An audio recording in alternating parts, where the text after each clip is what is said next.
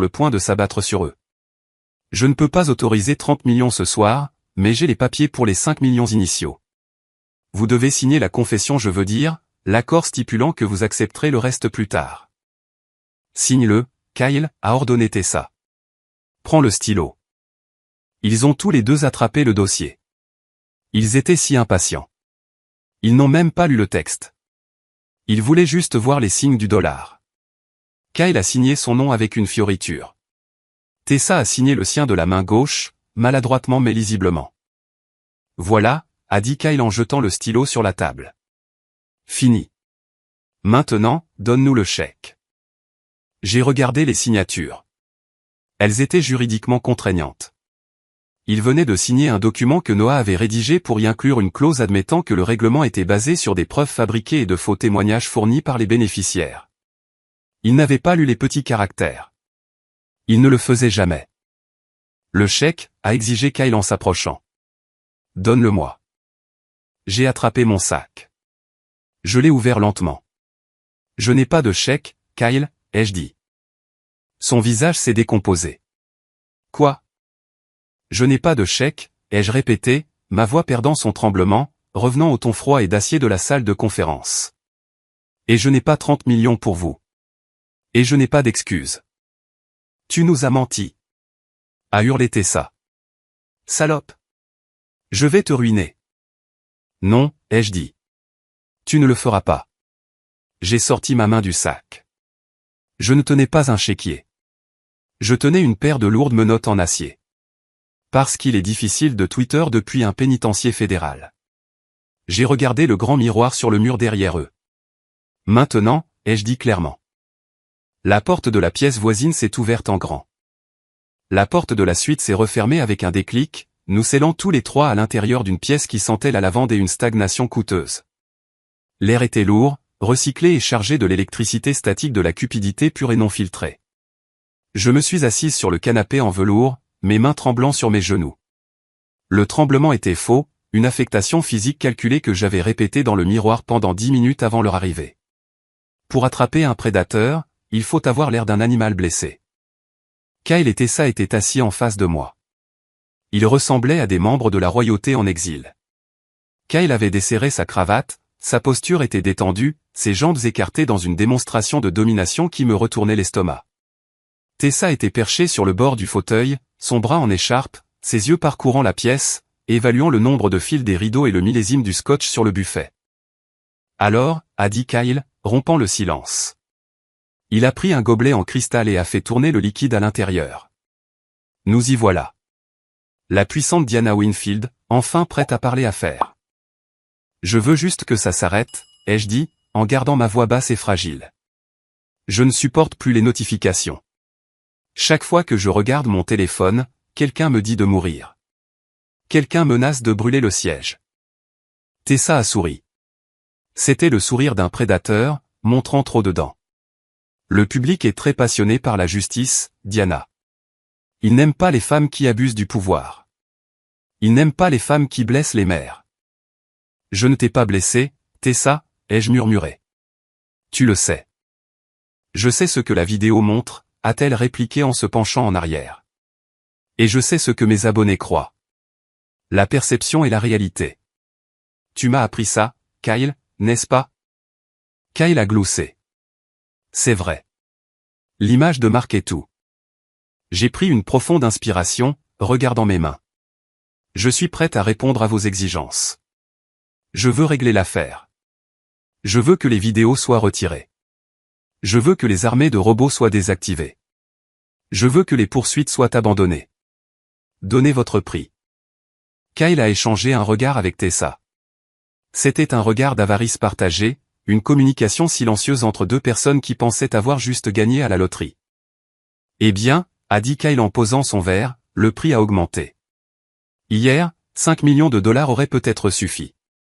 Mais aujourd'hui, après que tu m'aies enfermé dehors, après que tu aies fait en sorte que la police me jette dans la rue comme un vagabond, tu m'as humilié, Diana.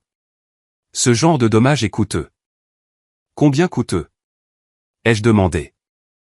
30 millions de dollars, a dit Kyle. J'ai laissé échapper un hoquet. 30 millions, Kyle? Je ne peux pas mobiliser ce genre de capital sans un vote du conseil d'administration. Ils poseront des questions. Alors, mens-leur, a lancé Kyle, sa façade de calme se fissurant pour révéler le désespoir en dessous. Dis-leur que c'est pour une acquisition. Dis-leur que c'est un don de charité. Je me fiche de la façon dont tu le fais. Tu possèdes la banque, Diana. Débrouille-toi. Parce que si tu ne le fais pas, Tessa sort la prochaine vidéo. Et dans celle-ci, elle parle de la façon dont tu l'as verbalement agressée pendant des mois, comment tu l'as traitée de déchet parce qu'elle venait de rien. Je n'ai jamais dit ces choses, ai-je dit. Qui s'en soucie? A interjeté Tessa. J'ai déjà écrit le script. Brenda Miller est prête à filmer la vidéo de réaction. Nous avons une ferme de 10 000 comptes à Jakarta prête à la pousser sur la page des tendances mondiales en 15 minutes. Veux-tu être la femme la plus détestée d'Amérique au petit déjeuner? Vous avez acheté 10 000 comptes? La qualité plutôt que la quantité, c'est vanter Tessa, incapable de se retenir. Elle voulait que je sache à quel point elle était intelligente. Nous avons un fournisseur en Russie qui s'occupe de l'analyse des sentiments. Ils ne se contentent pas de retweeters. Ils écrivent des commentaires. Ils créent des fils de discussion. Nous avons construit un récit, Diana. Nous avons construit une cage. Et nous t'avons mise à l'intérieur. Et l'argent, me suis-je tourné vers Kyle. L'argent que tu as pris à l'entreprise. Les 2,4 millions de dollars envoyés à Scorched LLC. Pourquoi as-tu fait ça, Kyle? Nous avions assez. Je t'ai tout donné. Tu m'as donné une allocation. A crié Kyle, son visage devenant rouge. Tu m'as traité comme un enfant. J'étais le président directeur général, mais je devais te demander la permission d'acheter une voiture. Non, cet argent était à moi. Je l'ai gagné. J'ai construit la liste de clients. J'ai géré les opérations. Ces 2 millions n'étaient que des arriérés de salaire pour avoir supporté ta famille froide et morte. Donc, tu l'admets, ai-je dit doucement. Tu admets avoir créé les factures pour des services qui n'ont jamais été rendus. J'admets avoir pris ce que je méritais, a ricané Kyle. Et Arthur m'a aidé. Il savait que j'étais le vrai cerveau derrière l'opération. Il savait que tu n'étais qu'une figure de pro. Nous avons déplacé cet argent juste sous ton nez, et tu étais trop occupé à jardiner pour le remarquer. J'ai hoché lentement la tête. Et toi, Tessa, le bébé? Tu en es à combien de semaines? Tessa a instinctivement touché son ventre. 12 semaines, a-t-elle dit. Je viens d'entrer dans le 2e trimestre. C'est pourquoi la chute était si dangereuse. Le médecin a dit que le stress seul pourrait provoquer un décollement. 12 semaines, ai-je répété. C'est étrange. Dans la vidéo que tu as postée ce matin, tu as dit que tu étais à 8 semaines, et dans le rapport de police que tu as déposé hier, tu as affirmé être à 6 semaines. Tessa s'est figée, ses yeux se sont rétrécis. Je suis confuse. C'est le traumatisme. Les médecins surveillent le rythme cardiaque. Il est fort, mais ils sont inquiets. Tu as entendu le rythme cardiaque? Ai-je demandé. Oui, a-t-elle menti. Juste ce matin. C'était magnifique. À 6 semaines? Ai-je demandé. Par une échographie abdominale? Avec toutes les hémorragies internes que tu prétends avoir? Oui. A-t-elle crié. Arrête de me questionner. Tu n'es pas médecin. Tu es juste une femme stérile et jalouse qui veut que mon bébé meure. D'accord, ai-je dit en levant les mains en signe de reddition. D'accord, je te crois. Je voulais juste être sûr. J'ai attrapé le téléphone sur la table. Je vais faire entrer mon avocat. Il est dans le couloir. Il a les papiers. Si vous signez, je transférerai la première tranche de 5 millions de dollars ce soir. Le reste viendra au cours des 5 prochaines années. Fais-le entrer, a dit Kyle. Finissons-en. J'ai appuyé sur un bouton de mon téléphone. La porte de la chambre s'est ouverte. Noah Stokes est sorti. Il ne portait pas son costume habituel et élégant. Il était vêtu d'une chemise froissée et d'un pantalon, ressemblant à un avocat d'entreprise fatigué qui avait été tiré du lit pour régler un problème. Il portait un portefeuille en cuir. Kyle s'est raidi en voyant Noah. Je pensais qu'il était de ton côté. Je suis du côté de l'entreprise, a dit Noah, sa voix plate. Et en ce moment, l'entreprise a besoin que ce scandale disparaisse. Madame Winfield a autorisé le règlement. J'ai rédigé l'accord en fonction de vos exigences. Noah a posé les documents sur la table basse. Il y avait 2 copies. Elles étaient épaisses, denses en jargon juridique. C'est un accord de non-divulgation et de règlement standard, a expliqué Noah en tendant un stylo à Kyle. Il stipule qu'à la signature, la fiducie Winfield accepte de payer la somme de 30 millions de dollars. En échange, vous acceptez de cesser toute déclaration publique, de supprimer tous les supports numériques et de renoncer à toute réclamation future contre Diana Winfield. Kyle a attrapé le document. Ses yeux sont allés directement aux chiffres sur la 3e page, 30 millions de dollars. Il a vu les zéros. Il a vu le signe du dollar. Il a arrêté de lire. Où dois-je signer? A demandé Kyle. Page 4, a dit Noah. Et page 10. Et paraphé le bas de chaque page. Kyle a commencé à signer. Il griffonnait son nom si vite que le stylo a presque déchiré le papier. Il signait l'abandon de sa vie, et il pensait signer un ticket de loterie gagnant. Tessa lisait par-dessus son épaule, sa cupidité la rendant impatiente.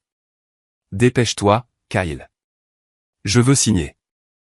Attends, a dit Kyle, s'arrêtant à la page 8. Qu'est-ce que c'est que cette clause? Admission des faits? Mon cœur s'est arrêté un instant. Clause de responsabilité standard, a dit Noah sans sourciller. Elle protège l'entreprise des contrôles fiscaux. Elle stipule simplement que les paiements sont pour des services rendus et des dommages réclamés, comme détaillé dans vos déclarations publiques. Cela valide votre histoire pour que le fisc ne pense pas que nous vous faisons simplement un cadeau. D'accord, a dit Kyle. Malin. Bien pensé, Stokes. Il l'a signé. Il a poussé les papiers vers Tessa. Elle a signé de la main gauche, grimaçant pour l'effet, bien que personne ne filmait. Elle a paraphé les pages. Elle a signé la déclaration sous serment final. Ils ont terminé. Kyle a jeté le stylo sur la table avec un cliquetis. Voilà, a-t-il dit en se penchant en arrière avec un sourire suffisant. Fini. Maintenant, où est le virement? Je me suis levé.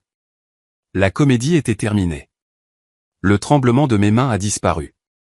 J'ai lissé le devant de mon pull et je les ai regardés. La température dans la pièce a semblé chuter de 10 degrés. Merci, ai-je dit. Ma voix n'était plus fragile. Elle était froide. C'était la voix de la femme qui possédait le bâtiment dans lequel ils étaient assis. Merci? A demandé Kyle, confus par le changement de mon ton. Merci d'avoir signé ça, ai-je dit. Vous venez d'épargner des mois de travail au procureur de district. De quoi tu parles? A demandé Tessa, son sourire vacillant. Vous n'avez pas lu le document, n'est-ce pas? Ai-je demandé. Tu ne lis jamais les documents, Kyle. Tu cherches juste ton nom et l'argent. J'ai tendu la main et j'ai pris le dossier. J'ai tourné à la page 8. Ce n'est pas seulement un accord de non-divulgation, ai-je dit. C'est une déclaration sous serment.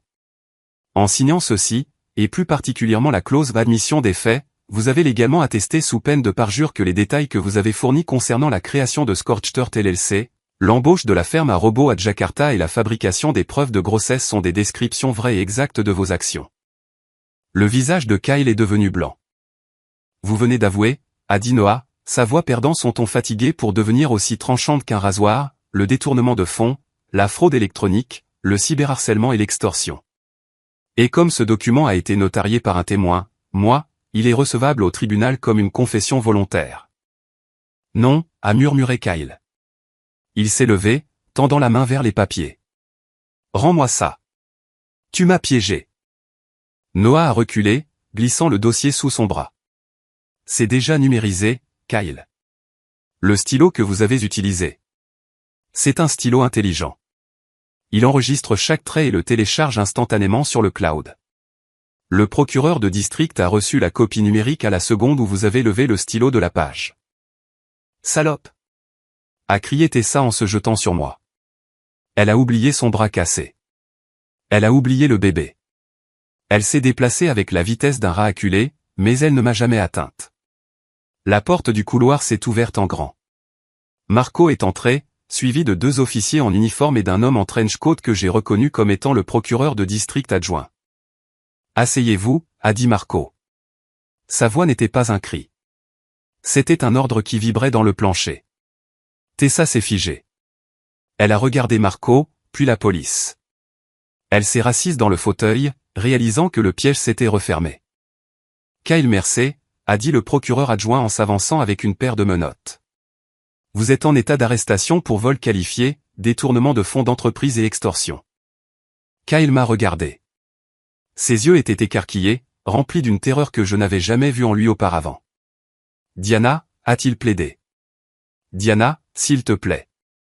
Nous sommes une famille. Tu ne peux pas faire ça. Je suis ton mari. »« Tu n'es pas mon mari, » ai-je dit. « Tu es un passif, et je viens de te liquider. » L'officier a attrapé les poignets de Kyle. Le clic des menottes était fort et final. « Et Tessa Lagne » a poursuivi le procureur adjoint en se tournant vers elle, « Vous êtes en état d'arrestation pour fraude, faux et usage de faux, et complot en vue de commettre une extorsion. » Tessa a commencé à pleurer. De vraies larmes cette fois. Des larmes laides et désespérées. « Je suis enceinte. » a-t-elle gémi. « Vous ne pouvez pas arrêter une femme enceinte. » « Nous ferons vérifier cela par le médecin de la prison, » a dit sèchement le procureur adjoint. « Mais étant donné la confession que vous venez de signer admettant que l'échographie était fausse, je doute qu'ils trouvent quoi que ce soit. » Ils les ont relevés. Kyle m'a regardé une dernière fois alors qu'il le traînait vers la porte. Il avait l'air petit. Il ressemblait à l'insignifiant qu'il avait si peur d'être. « Pourquoi » a-t-il murmuré. « Pourquoi nous as-tu laissé croire que nous avions gagné ?» Parce que, ai-je dit en prenant mon sac, plus on monte, plus dure est la chute. Et je voulais t'entendre toucher le fond. Ils ont été conduits hors de la suite. La pièce est soudainement redevenue silencieuse. Noah m'a regardé. La conférence de presse commence dans 10 minutes. La salle de bal est pleine. Avons-nous les images ? Ai-je demandé. Nous avons tout, a dit Noah. La confession, l'audio de la pièce, la bande originale du hall. Tout est prêt à être diffusé. Bien, ai-je dit. Je me suis approché du miroir. Je me suis regardé. Je n'ai pas vu une victime. Je n'ai pas vu une épouse. J'ai vu une présidente directrice générale. J'ai vu une Winfield. J'ai arrangé une mèche de cheveux rebelle. J'ai redressé mon pull. Allons-y, ai-je dit. Je suis sorti de la suite, laissant derrière moi l'odeur de leur cupidité.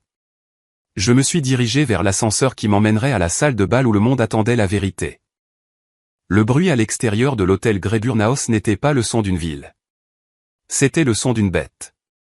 Même depuis la zone des coulisses de la grande salle de bal, 3 étages plus haut et derrière des couches de velours insonorisées, je pouvais entendre les chants rythmés de la foule. Justice pour Tessa. Justice pour Tessa. C'était un chant acheté et payé avec de l'argent volé, amplifié par des robots, et alimenté par un public qui avait perdu la capacité de distinguer une victime d'une artiste de performance. Je me tenais dans les coulisses de la scène, ajustant les poignets de mon tailleur noir. Je l'avais choisi avec soin. Ce n'était pas le cachemire gris doux de l'épouse vaincue que j'avais joué dans la suite à l'étage il y a 30 minutes. Il était net, ajusté et sévère. C'était l'armure d'une femme qui s'apprêtait à partir en guerre. Noah Stokes se tenait à côté de moi, tenant une tablette qui contrôlait le système audiovisuel de la salle de bal. Son visage était pâle mais empreint d'une détermination sombre. « Nous sommes à 5 minutes, » a dit Noah en vérifiant sa montre. La salle est pleine à craquer. Nous avons des journalistes de toutes les grandes chaînes, plus une 50aine de streamers indépendants qui ont réussi à obtenir des accréditations de presse. La diffusion est en direct. La chronologie, ai-je dit en regardant l'immense écran LED qui formait la toile de fond de la scène. Est-elle verrouillée ? Verrouillée, a confirmé Noah. Nous avons la séquence exactement comme vous l'avez demandé. D'abord, les images du hall. J'ai vérifié les métadonnées 3 fois. L'horodatage est intégré dans l'image. Nous diffusons le fichier brut non compressé. Si quelqu'un prétend que c'est un deepfake, la clé de hachage à l'écran prouvera que le fichier source provient directement du serveur de sécurité de la tour Meridian Lake. Et l'audio ? Clair comme du cristal, a dit Noah. Ensuite, Nous passons au reçu de la ferme à robots, puis aux dossiers médicaux, puis à la piste financière, et enfin à la déclaration sous serment qu'ils viennent de signer à l'étage. J'ai hoché la tête. Ne coupez rien. Je veux qu'ils voient chaque seconde. Devant l'entrée de l'hôtel, le théâtre de l'absurde atteignait son apogée. Kyle et Tessa avaient quitté la suite 10 minutes après moi, croyant se diriger vers un couronnement. Ils pensaient que la conférence de presse était ma reddition publique. Ils pensaient que j'allais annoncer le règlement, m'excuser pour ma jalousie, et leur remettre un chèque qui assurerait leur style de vie pour la prochaine décennie.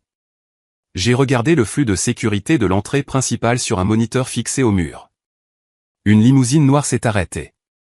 C'était une belle touche, Kyle avait dû la louer avec le reste de son crédit sur une carte de secours. La porte s'est ouverte et des éclairs de lumière ont éclaté comme une tempête stroboscopique.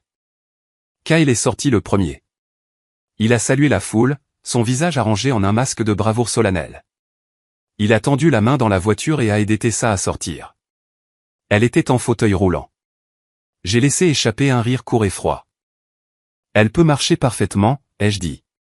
Elle est entrée dans la suite il y a 20 minutes. C'est pour les caméras, a dit Noah, dégoûté. Regarde la couverture sur ses genoux. Regarde la Minerve. Elle joue l'invalide. La foule est devenue folle de sympathie. Ils se sont avancés en criant son nom. Tessa a baissé les yeux, essuyant une larme inexistante de sa joue, s'agrippant à la main de Kyle comme s'il était sa seule encre dans un monde cruel. Mais alors qu'il se frayait un chemin à travers la foule écrasante vers l'entrée de la salle de bal, une vibration a retenti dans le sac à main de Tessa.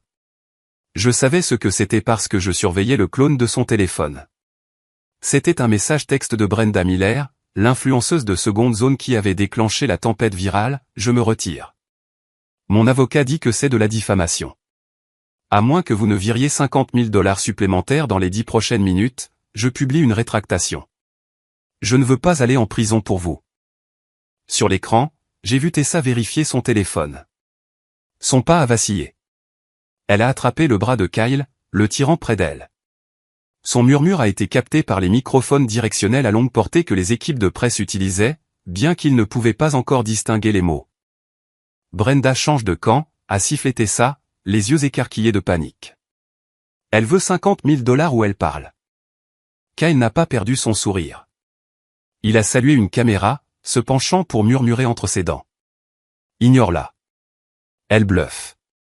Une fois que Diana se sera excusée sur scène, Brenda ne dira pas un mot. Elle veut juste une part du règlement. Continue de marcher. Tu es la victime. N'oublie pas de boiter. Mais la police, a murmuré Tessa. La police est de notre côté, l'a assuré Kyle. Regarde autour de toi, Tessa. Le monde nous aime. Nous avons gagné. Il ne savait pas que le message de Brenda n'était pas un bluff. Il ne savait pas que Brenda avait déjà reçu la visite de mon enquêteur privé 1 heure auparavant et avait accepté de devenir témoin de l'accusation en échange de l'immunité. Et il ne savait certainement pas que la protection policière qu'il pensait voir au périmètre était en fait une équipe d'officiers attendant le signal pour exécuter le mandat qui se trouvait actuellement dans la poche de poitrine du procureur de district adjoint qui se tenait près de l'entrée de service. La salle de bal était un chaudron de bruit. 300 personnes étaient entassées dans l'espace. L'air était chaud et sentait l'ozone et l'anticipation. Les doubles portes à l'arrière se sont ouvertes. Un silence a parcouru la salle, puis une vague de murmures. Kyle a poussé le fauteuil roulant dans l'allée centrale. Les caméras se sont tournées, suivant leur procession. Ils se déplaçaient lentement, s'imprégnant de l'attention. Kyle avait l'air grave, hochant la tête aux journalistes comme pour reconnaître leur soutien. Tessa gardait la tête baissée, tremblant légèrement, une performance qui aurait gagné un prix si ce n'était pas un crime. Ils ont atteint le premier rang. 2 sièges leur avaient été réservés en plein centre. Kyle a aidé Tessa à sortir du fauteuil et à s'asseoir. Il s'est assis à côté d'elle, croisant les jambes, ajustant sa veste de costume. Il a levé les yeux vers la scène vide. Il a regardé le pupitre où j'allais me tenir. Il ressemblait à un homme sur le point de recevoir un trophée. « Vas-y » ai-je dit à Noah. Noah a fait un signe à la cabine technique. Les lumières de la salle ont baissé. Les murmures dans la salle se sont tus, remplacés par un silence lourd et étouffant. La seule lumière provenait des projecteurs qui éclairaient le pupitre. Je suis sorti. Je n'ai pas hésité. Je n'ai pas regardé vers le bas. J'ai marché jusqu'au centre de la scène, mes talons claquant sur le parquet avec un rythme qui résonnait dans le silence. J'ai saisi les côtés du pupitre. J'ai regardé dans l'obscurité, aveuglante là où les projecteurs frappaient.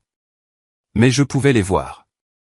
Je pouvais voir le visage suffisant de Kyle au premier rang. Je pouvais voir Tessa ajuster sa minerve. Je me suis penché vers le microphone. « Bonsoir », ai-je dit. Ma voix était stable, amplifiée pour remplir chaque recoin de la pièce. Depuis 48 heures, on vous raconte une histoire. On vous a raconté l'histoire d'une épouse jalouse, d'un bras cassé et d'un enfant menacé. J'ai fait une pause. J'ai laissé le silence s'étirer pendant 5 secondes. Vous êtes venu ici ce soir en attendant des excuses, ai-je poursuivi. Vous êtes venu ici en attendant que je signe un chèque pour faire cesser le bruit. Kyle a légèrement hoché la tête au premier rang, presque imperceptiblement. Oui, dit les répliques, pensait-il. J'ai croisé son regard. Même dans le noir, j'ai senti la connexion s'établir. Mais je ne suis pas ici pour demander le pardon, ai-je dit, ma voix baissant d'un octave, devenant dure comme du granit.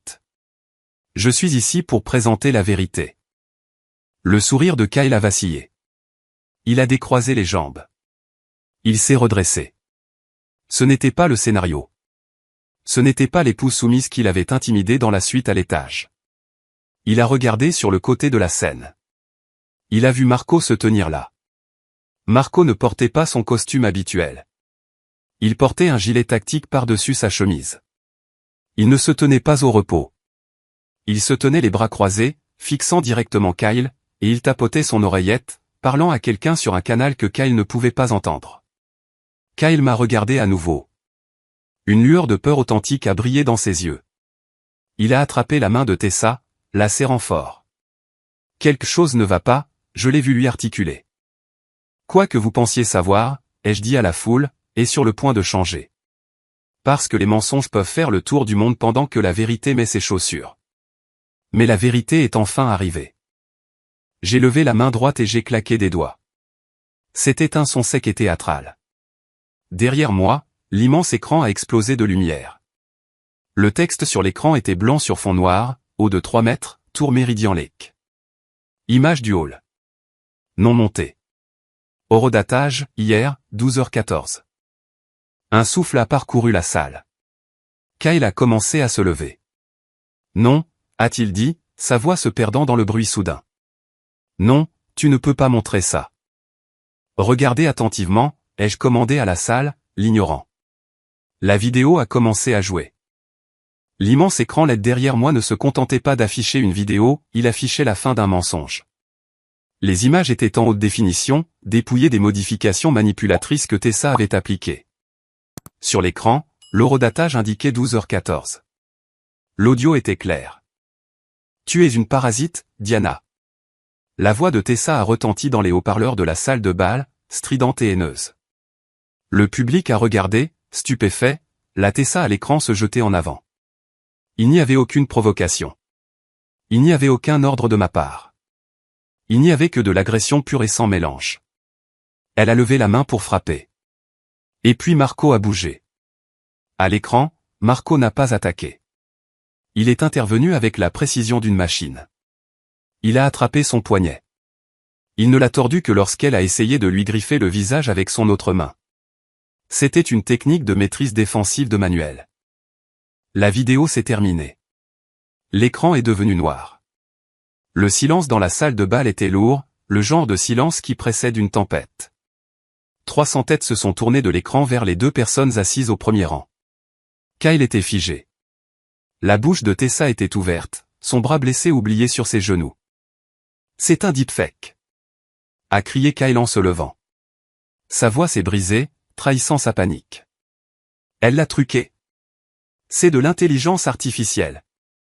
C'est le fichier brut, ai-je dit dans le microphone. Ma voix était calme, tranchant à travers son hystérie comme une lame. Le code de hachage affiché dans le coin inférieur droit correspond aux journaux du serveur du système de sécurité de la tour Meridian Lake. Il est immuable. Il est vérifiable. Et il est recevable au tribunal. J'ai cliqué sur la télécommande dans ma main. Une chronologie est apparue à l'écran.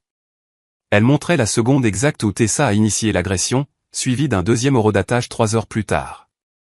Et ceci, ai-je dit en montrant un nouveau document à l'écran, et la facture de la ferme à robots de Jakarta qui a commencé à faire monter en tendance le hashtag Justice pour Tessa exactement 40 minutes après l'incident, payé par une société écran enregistrée au nom de Tessa Lagne. La foule a commencé à murmurer. Les journalistes tapaient furieusement. La marée était en train de tourner, et elle tournait vite. Tessa a réalisé qu'elle perdait le public. Elle a joué sa dernière carte désespérée. Elle s'est jetée de sa chaise, tombant à genoux sur le sol de la salle de bal.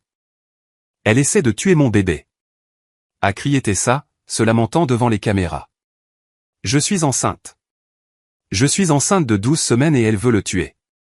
Le murmure dans la salle s'est transformé en un souffle. C'était une accusation puissante. Même avec la vidéo, l'idée de faire du mal à un enfant à naître était une ligne que personne ne voulait franchir. Je l'ai regardé. Je n'ai pas ressenti de pitié. Je n'ai ressenti que la froide satisfaction de détenir la dernière pièce du puzzle. Noah, ai-je dit. Noah Stokes s'est approché du second microphone. Afficher la pièce à conviction C. L'écran a de nouveau changé. C'était un dossier médical. Il était expurgé pour des raisons de confidentialité, mais le nom de la patiente et la procédure étaient surlignés en jaune fluo. Ceci est un dossier médical certifié de l'hôpital Merci, ai-je lu à haute voix. Daté d'il y a 4 ans. Patiente, Tessa Lagne. Procédure, ligature des trompes. Stérilisation permanente. La salle a de nouveau halté, plus fort cette fois. Il est physiquement impossible pour Madame Lagne d'être enceinte, ai-je poursuivi. L'échographie qu'elle a publiée en ligne. Une image d'archive achetée pour $5. Le test de grossesse. Un accessoire. Tessa a cessé de crier. Elle a levé les yeux vers l'écran, son visage perdant toute couleur. Le mensonge sur lequel elle avait bâti tout son bouclier venait de s'évaporer. Elle ment, a hurlé Tessa, mais sa voix manquait de conviction. Elle a cherché de l'aide auprès de Kyle, mais Kyle ne la regardait pas. Kyle regardait son téléphone. Il tapait furieusement sur l'écran. Il savait que la partie était finie. Il savait que le règlement était un piège. Il savait qu'il allait en prison. Mais il avait une dernière arme. « Tu te crois si intelligente, Diana ?» a crié Kyle, les yeux fous. « Tu penses pouvoir me détruire ? Eh bien, voyons comment le conseil d'administration apprécie tes secrets. Voyons comment ils apprécient les comptes offshore que tu as cachés. » Il a appuyé sur un bouton de son téléphone. « Je viens de publier la fuite de données. » a-t-il hurlé au journaliste. « Vérifiez vos boîtes de réception. Tout est là. L'évasion fiscale, les virements illégaux. J'ai mis en place un interrupteur de l'homme mort, Diana. Si je tombe, tu tombes avec moi. » Il a ri, un son maniaque et brisé. Il a pointé l'écran derrière moi. Regardez. Regardez la vérité. Je me suis retourné et j'ai regardé l'écran. Un nouveau dossier s'était ouvert. Le transfert de fichiers était terminé. Mais ce n'étaient pas mes dossiers financiers. C'était une série de journaux de discussion, de virements bancaires et un fichier vidéo. Quoi ? A murmuré Kyle. Tu devrais vraiment vérifier la sécurité de ton cloud, Kyle, ai-je dit. J'ai remplacé ton dossier de fuite de données il y a 3 heures. Tu n'as pas seulement fait fuiter mes secrets. Tu viens de diffuser ta propre confession. L'écran a commencé à faire défiler les preuves que j'avais plantées dans son piège. Il montrait les 2,4 millions de dollars qu'il avait détournés. Il montrait les courriels où il discutait de l'achat du faux témoin. Il montrait les messages textes où il riait de traire la vache en parlant de moi. Et enfin, il montrait la copie numérique de la déclaration sous serment qu'il avait signée dans la suite à l'étage il y a seulement 30 minutes, le document où il admettait sous serment avoir commis une extorsion. La salle de bal a éclaté. C'était le chaos. Les journalistes criaient des questions. Les flashs des appareils photo étaient aveuglants. Kyle a fixé l'écran. Il a réalisé en une fraction de seconde qu'il venait d'envoyer par courriel les preuves de ses propres crimes à tous les principaux organes de presse de Chicago. Il a craqué. Avec un rugissement de rage pure et animale, il s'est jeté en avant. Il a grimpé sur le bord de la scène. Ses yeux se sont fixés sur ma gorge. Il allait me tuer. Je pouvais le voir sur son visage. Il avait tout perdu, et il voulait emporter la source de sa douleur avec lui. « Je vais te tuer !» a-t-il crié. Je n'ai pas bougé. Je n'ai pas bronché, parce que Marco était là. Marco s'est placé devant moi comme une porte d'acier coulissante. Il n'a pas utilisé de mouvements d'arts martiaux sophistiqués. Il s'est simplement avancé et a rencontré l'élan de Kyle avec une force inébranlable. Kyle a percuté la poitrine de Marco et a rebondi. Avant qu'il ne puisse se remettre, Marco l'a attrapé par l'épaule et la ceinture, l'a fait pivoter et l'a projeté face contre terre sur le sol de la scène. Boum. L'impact a vibré à travers les planches sous mes pieds. « Reste à terre », a commandé Marco. Il a tordu le bras de Kyle derrière son dos, appliquant la même prise qu'il avait utilisée sur Tessa, mais avec une force considérablement plus grande.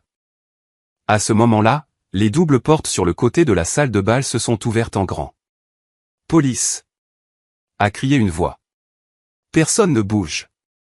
4 officiers en uniforme et le procureur de district adjoint ont marché sur la scène. Ils ne m'ont pas regardé. Ils sont allés directement vers l'homme cloué au sol. « Kyle Mercer », a dit le procureur adjoint, sa voix retentissant par-dessus le tumulte. « Vous êtes en état d'arrestation pour vol qualifié, fraude électronique, extorsion et complot en vue de commettre un faux. » L'officier a relevé Kyle. Il était hébété, du sang coulant de son nez. Il m'a regardé, ses yeux écarquillés de choc. « Diana » a-t-il haleté. « Diana, dis-leur. Dis-leur que c'était une erreur. » Je l'ai regardé.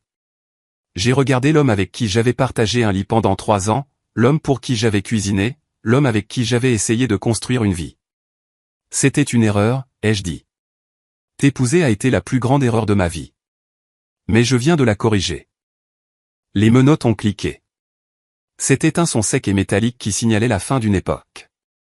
Sous la scène, 2 autres officiers menottaient Tessa. Elle était toujours à genoux, sanglotant. Quand elle a vu les menottes, elle a commencé à crier. « Diana, s'il te plaît », a-t-elle supplié en me regardant. « Je suis désolé. Je ferai n'importe quoi. Je leur dirai que c'était entièrement la faute de Kyle. Ne les laisse pas m'emmener. S'il te plaît, Diana, nous sommes des femmes. Aide-moi. » Je l'ai regardé.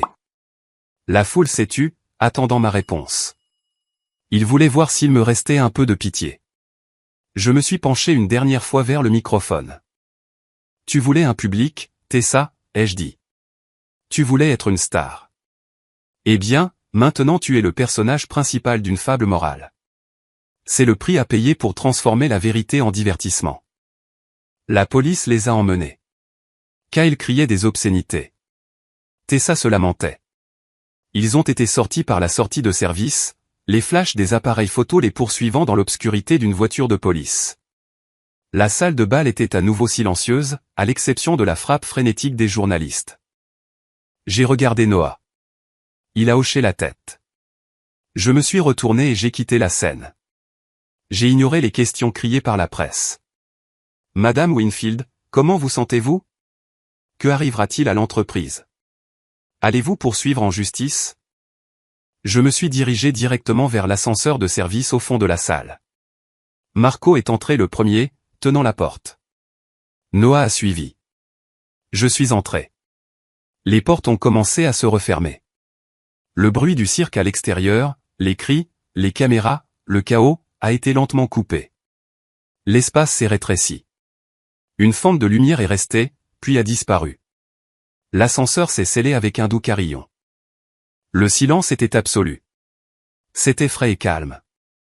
Je me suis adossé contre la paroi métallique. J'ai fermé les yeux. J'ai pris une profonde inspiration, remplissant mes poumons d'un air qui ne sentait pas la trahison ou les mensonges. J'ai ouvert les yeux. J'ai regardé mon reflet dans les portes en acier poli. La femme qui me regardait n'était pas une victime. Elle était libre. « C'est fini », ai-je murmuré. Merci beaucoup d'avoir écouté cette histoire. J'aimerais savoir d'où vous nous écoutez, alors s'il vous plaît, laissez un commentaire ci-dessous et partagez vos réflexions sur la vengeance de Diana. Si vous avez apprécié cette histoire, assurez-vous de vous abonner à Violet Revenge Stories, d'aimer cette vidéo et d'appuyer sur ce bouton d'enthousiasme pour que nous puissions partager ces histoires avec encore plus de gens. À la prochaine.